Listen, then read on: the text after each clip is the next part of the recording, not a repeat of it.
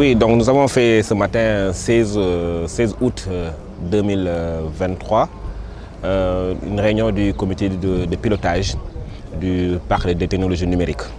C'était pour voir un peu dans quelle modalité, effectivement, si toutes les mesures sont prises pour que ce parc soit mis à disposition des populations et de l'écosystème au plus tard en décembre, c'est-à-dire dans 3 ou 4 mois. Alors, donc, nous avons fait une rencontre très intéressante parce que nous avons vu effectivement l'état, nous avons fait l'état d'avancement des travaux et nous savons qu'aujourd'hui nous sommes presque à 90% de taux de réalisation du chantier. Nous avons vu actuellement que même les aménagements extérieurs sont très avancés et je rappelle ce que beaucoup ne savent pas d'ailleurs, c'est un projet le plus vert de Diamniadio. Alors, au-delà de ça, nous avons vu qu'effectivement du point de vue de l'infrastructure, l'essentiel est déjà fait. Donc il y a juste une commande sur les équipements et notamment la pergola également qui donne une vision un peu majestueuse du parc. Et ce qui est important, il est important de souligner aussi que nous avons discuté d'un point fondamental, c'est le modèle de gouvernance. Parce que nous voulons que dès que le projet est inauguré, dès le lendemain, qu'il soit opérationnel. Et pour cela, il faut que le modèle de gouvernance qui doit essentiellement être tourné vers le secteur privé. Parce que c'est un parc qui appartient au secteur privé sénégalais et international.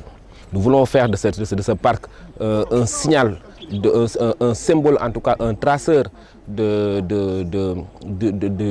hub technologique que constitue le Sénégal pour l'Afrique de l'Ouest.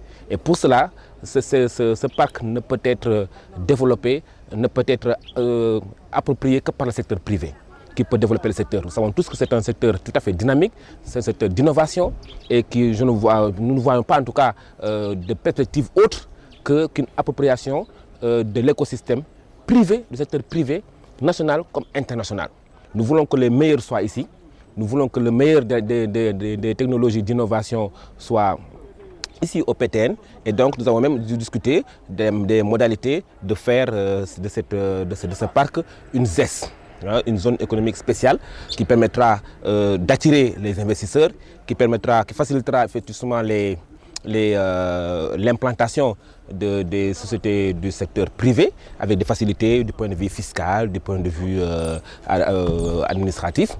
Raison pour laquelle nous avons pris cette décision-là. Donc des projets de décret seront bientôt soumis à son Excellence le Président de la République qui tient absolument à ce projet. C'est un projet qui est un marqueur fondamental de sa gouvernance, de son régime.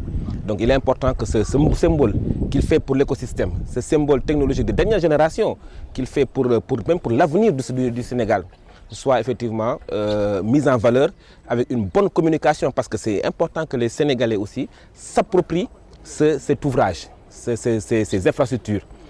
Et tant plus qu'aussi que nous pouvons remarquer que même le data center qui est mis ici à disposition de l'écosystème, c'est un data center de dernière génération. On parle même de certification Tier 4, avec une connectivité tout à fait neutre qui permet à tous les opérateurs d'être présents sur le secteur.